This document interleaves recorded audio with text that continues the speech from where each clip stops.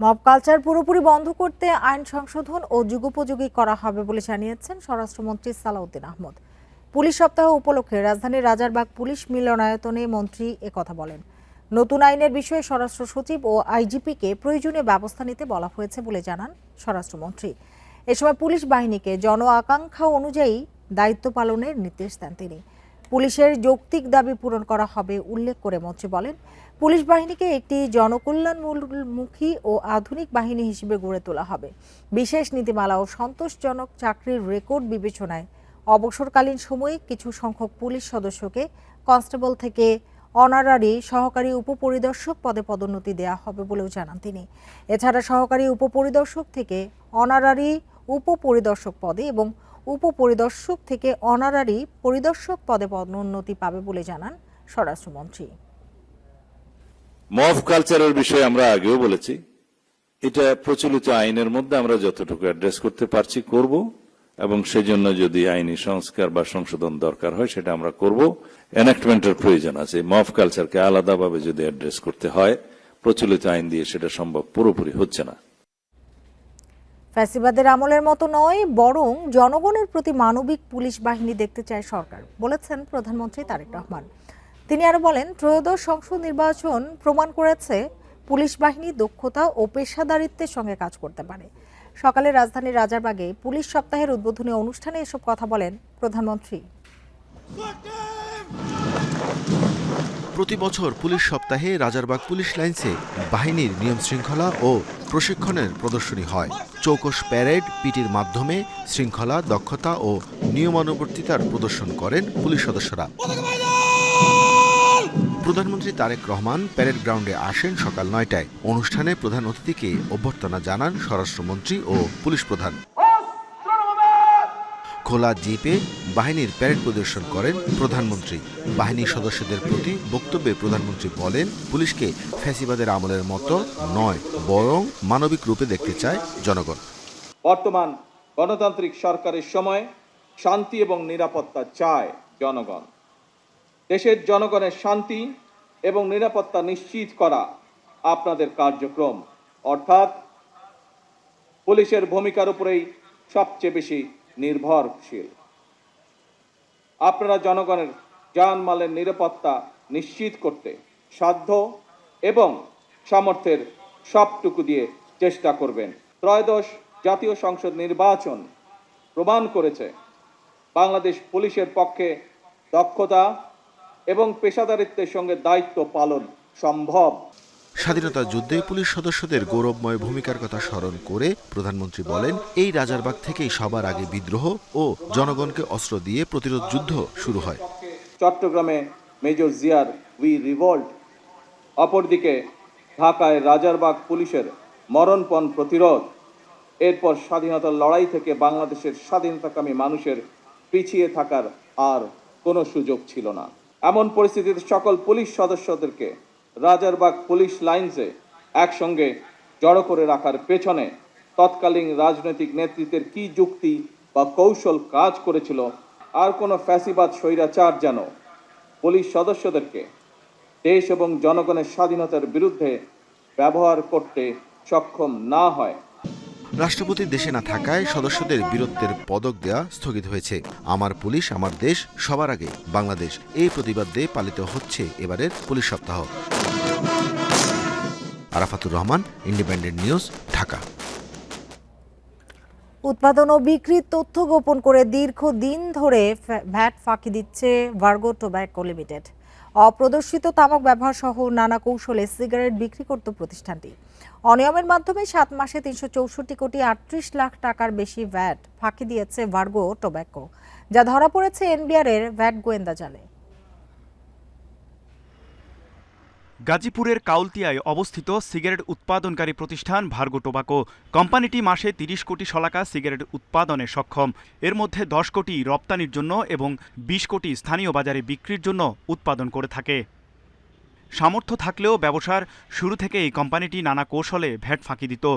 এনবিআরের তথ্য বলছে সরকারকে প্রতি মাসে ৬০ থেকে ৭০ লাখ টাকা ভ্যাট দিলেও বিপরীতে ফাঁকি দিত মাসে ১২ কোটি টাকা। এজন্য বিক্রির তথ্য গোপন দলিলে সংরক্ষণ সহ নানা কৌশল নিত কোম্পানিটি। ঘটনা টের পেয়ে ২০২১ সালের মে মাসে ভ্যাট গোয়েন্দারা কারখানায় অভিযান পরিচালনা করে। ফাঁকি ধরা পড়ায় মামলাও হয়।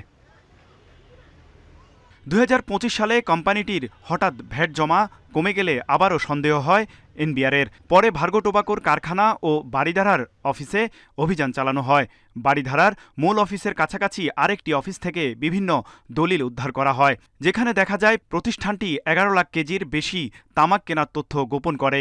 এই কাঁচামাল দিয়ে অন্তত ১১২ কোটি ৩২ লাখ শলাকা সিগারেট উৎপাদন সম্ভব। এতে সুদ ছাড়াই নেট ভ্যাট ফাঁকি দাঁড়ায় ৩৬৪ কোটি ৩৮ লাখ টাকার বেশি। গেল বছর এই ঘটনায় কারণ দর্শানোর নোটিশ জারির মাত্র ৫ দিনের মাথায় গঠন করা হয় ৫ সদস্যের বিকল্প বিরোধ নিষ্পত্তি বা এডিআর কমিটি। এটা নিষ্পন্ন হবে এখন গাজীপুর। আমরা গাজীপুরে শেষ ফাইল টাইল সবকিছু দিয়েছি, মামলার কাগজপত্র দিয়েছি, তারা অবগত আছে এটা। ভার্গো টোবাকোর ডিএমডি অমল হালদার জানান, তাদের বিরুদ্ধে তথ্য গোপন করে সিগারেট উৎপাদন ও বিক্রির যে অভিযোগ তা প্রমাণিত নয়। ডাকশালে পাঠাইছে এই ব্যান্ডরোল চেক করার জন্য, রিপোর্ট ওয়াজ পজিটিভ। ব্যাখ্যা কমিশনারকে দেওয়া হয়েছে, কমিশনার পরে চেঞ্জ হয়ে গেছে, দেখলাম যে ডিলে হচ্ছে, এই জন্য আমরা এড়িয়ে রেখেছি। বিশ্লেষকরা বলছেন, ভ্যাটের পাশাপাশি আয়কর সহ অন্যান্য ফাঁকি হয়েছে কিনা সেটিও তদন্ত প্রয়োজন। তসরূপ এই যে আমাদের কালচার, এইটা আমাদের কিন্তু সবচেয়ে বড় রোগ, সবচেয়ে বড় ক্যান্সার। তো এই ক্যান্সারকে আমাদের প্রতিহতও করতে হবে।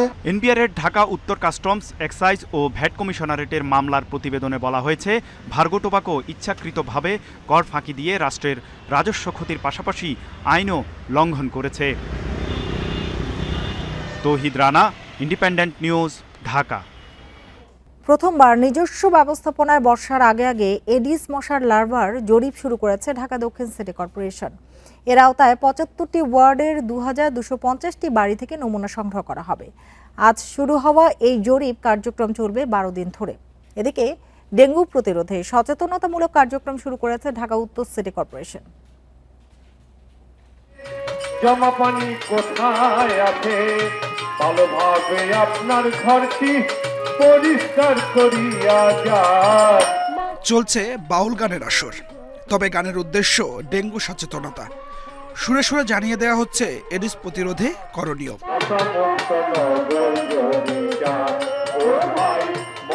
এ কর্মসূচির আওতায় ২০ দিনে ডিএনসিসির ৫৪টি ওয়ার্ডের ১০০ স্থানে সচেতনতামূলক বাউল গানের আসর হবে। কার্যক্রমের উদ্বোধন করে জমে থাকা পানি অপসারণ এবং নিয়মিত পরিচ্ছন্নতা কার্যক্রমে অংশ নেওয়ার আহ্বান জানান ডিএনসিসি প্রশাসক।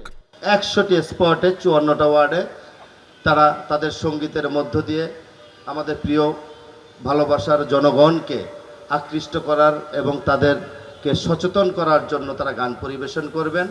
আপনাদের চোখে যখন এই গাড়ি, এই পরিবহনটি দৃষ্টিগোচর হবে, আপনারা পারলে তাদেরকে একটু সহযোগিতা করবেন। এদিকে প্রথমবার নিজস্ব ব্যবস্থাপনায় প্রাক বর্ষা এডিস মশার লার্ভা জরিপ কার্যক্রম শুরু করেছে ঢাকা দক্ষিণ সিটি। প্রতিটি ওয়ার্ডের ৩০টি বাড়ি থেকে সংগ্রহ হবে নমুনা। ৭৫টি ওয়ার্ডের জরিপে অংশ নিয়েছেন ডিএসসিসি এবং স্বাস্থ্য অধিদপ্তরের কর্মীরা। জরিপ শেষে Breteau index, house index, container index ও পিউপা ইন্ডেক্সের মাধ্যমে ফলাফল প্রকাশ হবে, যা ভবিষ্যতে ডেঙ্গুর হটস্পট চিহ্নিত করতে সহায়ক হবে বলে জানান দক্ষিণ সিটির প্রশাসক। আমরা ডেঙ্গু, চিকনগুনিয়া এই ব্যাপারে আমাদের মাননীয় প্রধানমন্ত্রী তারেক রহমান আমাদেরকে অনেক আগেই নির্দেশ দিয়েছেন যে এই ব্যাপারে ব্যবস্থা গ্রহণ করতে হবে, যাতে এবার ক্যাজুয়ালিটি যে কোনো অবস্থায় কমিয়ে আনতে হবে। তো সেই কারণে আমরা অনেক আগে থেকে এই প্রসঙ্গে কাজ করছি এবং আপনাদের মাধ্যমে আপনার জনগণকে সচেতন হওয়ার জন্য বারবার বলেছি, এখন আবার বলছি। জরিপের সময় ফুলবাড়িয়ায় কেন্দ্রীয় পশু হাসপাতালে বর্জ্য ও মশার লার্ভা পাওয়ায় সংশ্লিষ্টদের বিরুদ্ধে আইনি ব্যবস্থা নেওয়ার নির্দেশ দেন ডিএসসিসি প্রশাসক। Adilur Rahman, independent news, Dhaka. নিজে না খেয়ে সন্তানের মুখে খাবার তুলে দেয়া, সারা রাত জেগে অসুস্থ সন্তানের পাশে বসে থাকা, নিজের স্বপ্নগুলো চুপচাপ পাশে সরিয়ে রেখে সন্তানের ভবিষ্যৎ গড়ে চলা। একজন মায়ের জীবন যেন এমন অসংখ্য ত্যাগ আর ভালোবাসার নীরব গল্পের যোগফল। বিশ্ব মা দিবস মনে করিয়ে দেয় তিনি শুধু একজন মাই নন, আমাদের জীবনের সবচেয়ে বড় আশ্রয় আর সবচেয়ে গভীর অনুভূতির নাম। পৃথিবীর সবচেয়ে নিঃস্বার্থ সম্পর্কটি হয়তো এটাই, মা। মায়ের ভালোবাসার কোনো আলাদা সংজ্ঞা হয় না। কখনো তিনি আশ্রয়, কখনো সাহস, কখনো আবার পুরো পৃথিবীটাই। মায়ের প্রতি ভালোবাসা প্রকাশের জন্য তাই আলাদা কোনো দিবসের প্রয়োজন নেই।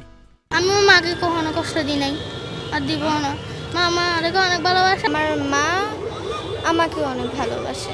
যখন ছেলে মেয়ে বড় হয়, মা যদি বৃদ্ধ হয়, তখন মা একটু বললেই তার সন্তানটা দৌড়ে আসে। এটা তো সন্তানের কাছে পাওয়া অনেক বড় জিনিস। সময়ের সঙ্গে বদলেছে জীবন। ব্যস্ততার শহরে অনেক সন্তানই এখন দূরে থাকেন পরিবার থেকে, কেউ চাকরিতে, কেউ পড়াশোনায়। সন্তান যদি কোনো সন্তান এরকম দায়িত্বগুলো পালন না করে, সেটা অবশ্যই তার ব্যর্থতা। আর আমার মনে হয় যে কোনো না কোনো সময় সে হয়তো রিয়ালাইজ করবে। মায়ের যে মাধুরী মিশ্রিত যে খাবার, সেই খাবারটা সবসময় আমরা ঢাকা বিশ্ববিদ্যালয়ের শিক্ষার্থীরা মিস করে থাকি। মার জন্য বাড়িতে কোনো ভালো খাবার নিয়ে আসে কেউ, তাহলে মা ওটা খাওয়ার সময় আমার কথা চিন্তা করে। আমি হিজদাদের সাথে থাকি, কিন্তু প্রতিটা মুহূর্তে মার কথা মনে পড়ে, কিন্তু মা ছাড়া ভালো লাগে না।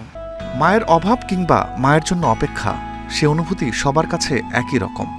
রিক্সা চালক, পুলিশ সদস্য কিংবা খেটে খাওয়া মানুষ, জীবনের বাস্তবতা আলাদা হলেও মা অনুভূতিটা সবার কাছেই যেন এক। এই ডিউটিতে থাকার কারণে একদিন 3-4 দিন পর পর কথা হয়, তো এই জন্য খারাপ লাগে। যদি পাশে থাকতে পারতাম তাহলে ভালো লাগতো আর কি। আমার কাছে মনে হয় কি আমার পৃথিবী কেউ নেই এখন, আমি একা, পুরো একা।